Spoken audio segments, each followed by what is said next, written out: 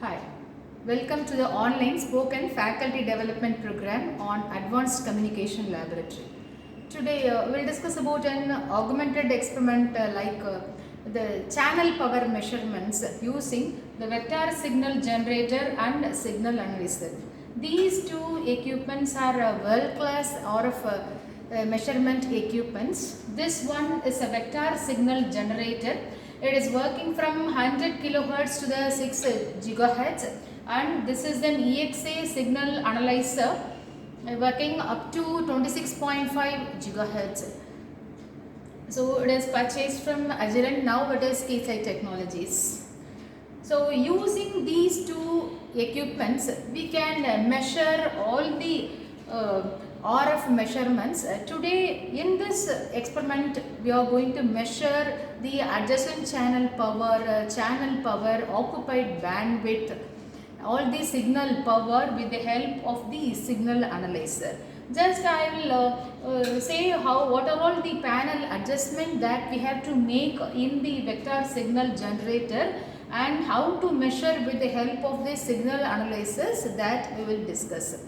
We are going to see for a wireless signal of 1.9 gigahertz and what are all the channel power, occupied bandwidth and adjacent channel power and the spectral density and cumulative distribution functions and complex cumulative distribution functions that we can test with the help of the signal analyzer. Just I will show you the front panel of the vector signal generator. Now this is the vector signal generator. Now we have set the frequency of 1.9 gigahertz and the power level we can set up with the help of the amplitude. This is the panel, the numbers are shown, and this is the frequency adjustment that we can make. When switched on these vector signal generator, we will put the modulation on and the RF on, then only we can get the signal power from this GSM antenna. Is a monopole antenna that I have connected from the transmitter to the receiver. This will act as a transmitter and this will act as a receiver. Now we have a wireless connection with the help of the antenna.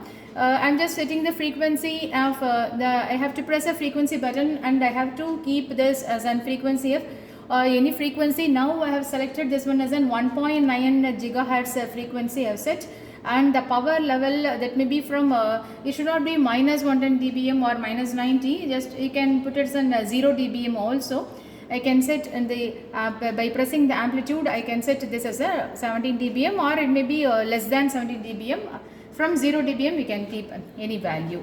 Amplitude we can set, frequency we can set from this knob, and there is an amplitude knob. If the signal is a sweep signal, that we can use the sweep knob. Now the frequency is set, amplitude is set in the vector signal generator. Now we can see what are all the powers that can be measured with the help of the signal analyzer. Now this is a spectrum analyzer.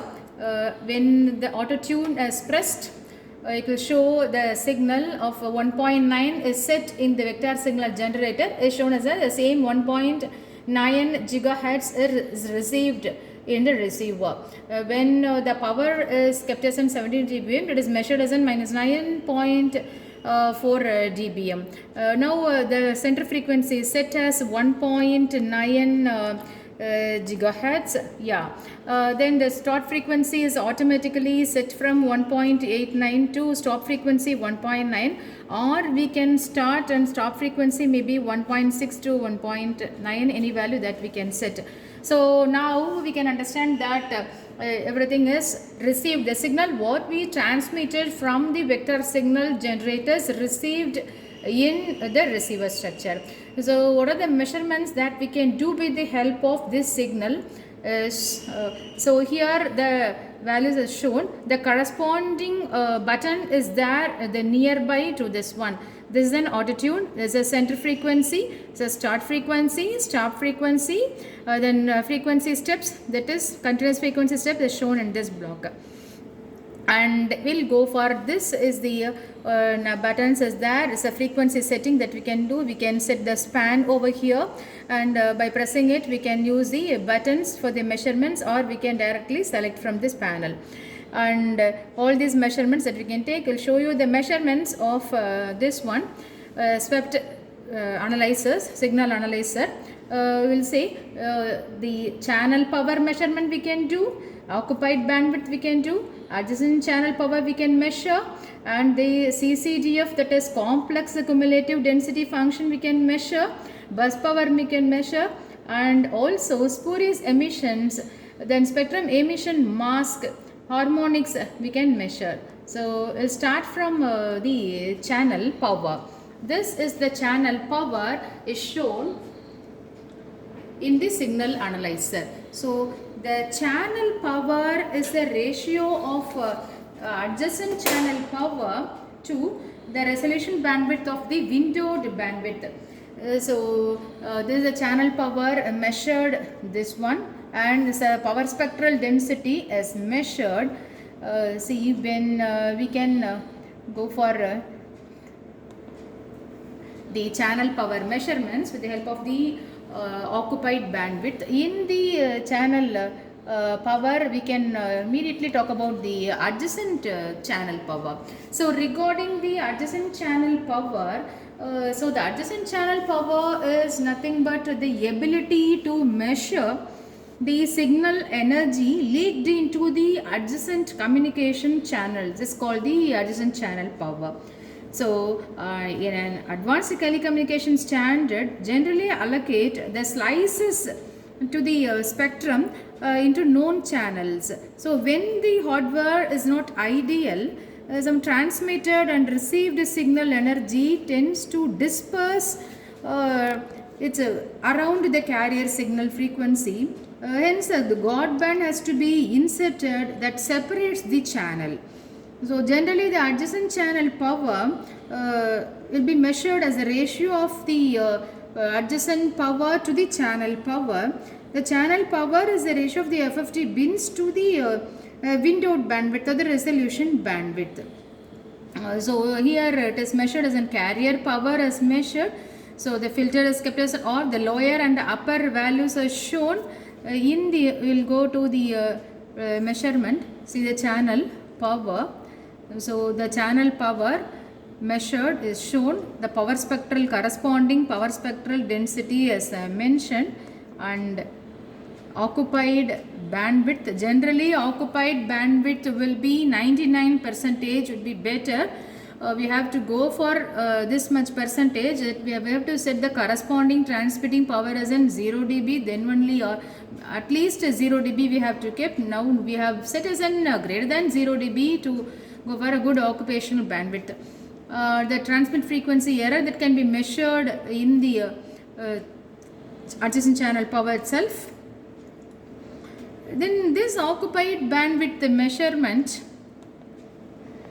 So regarding this occupied bandwidth measurement, it's a range of frequency that contain the modulated communication signal power that is can be referred as an occupied bandwidth.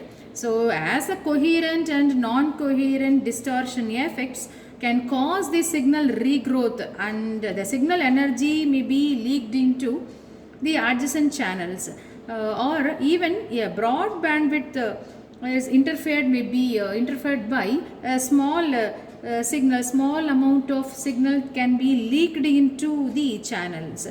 So that can be measured with the help of the occupied bandwidth. So it is a measure of the range of frequency that contain the modulated communication signal power is nothing but the occupied bandwidth. Here it is 62.8 kilohertz is the occupied bandwidth.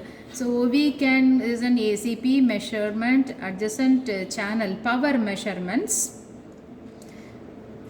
Is adjacent channel power, and this cumulative, complex cumulative distribution function also can be measured when the signal is a Gaussian in nature. So the average power as mentioned, and the CCDF is a function that can be from the probability density function. We can measure this CCDF function. Generally the CDF cumulative function is nothing but an integral of the probability density function, or it is a lot of resolution regarding the lower effect of the signal message. The power density function is probability density function can be measured. So this CCDF function graph will be like this. With the help of this average power, this can be calculated in percentage. It's a very little information is available on the envelope of the peak characteristics. To address this problem only, the CCDF function has to be used. How much information is available in the envelope of the peak characteristics? That is nothing but the CCDF function. And spurious emission also we can measure with the help of this button. See the spurious emission, that more measurements we have to put, and this is spurious emissions. With reference to the 1.9 gigahertz, the corresponding frequency as shown, what are all the amplitudes and what is its limit and what is the power level, it is mentioned here. This is a spurious emissions, and the spectrum emission is nothing but what are all the other frequency is generated, then that is also shown in this. More measurements, the TOI and harmonics. So in industry, it's a harmonics is very important part. What are all the other frequency that is generated in the spectrum, that is shown in the harmonics. That in the harmonics shown this with reference to the 10 dB per division it is shown. So these are all the power measurements that can be done as a simple experiment with the help of the signal analyzers. So we have seen in this demonstration as how to measure the channel power, how to measure the occupied bandwidth, and how to see the harmonics using an EXA signal analyzer, and also the NS182A vector signal generator. I hope you all know about how to operate these vector signal generator and signal analyzers. Thank you.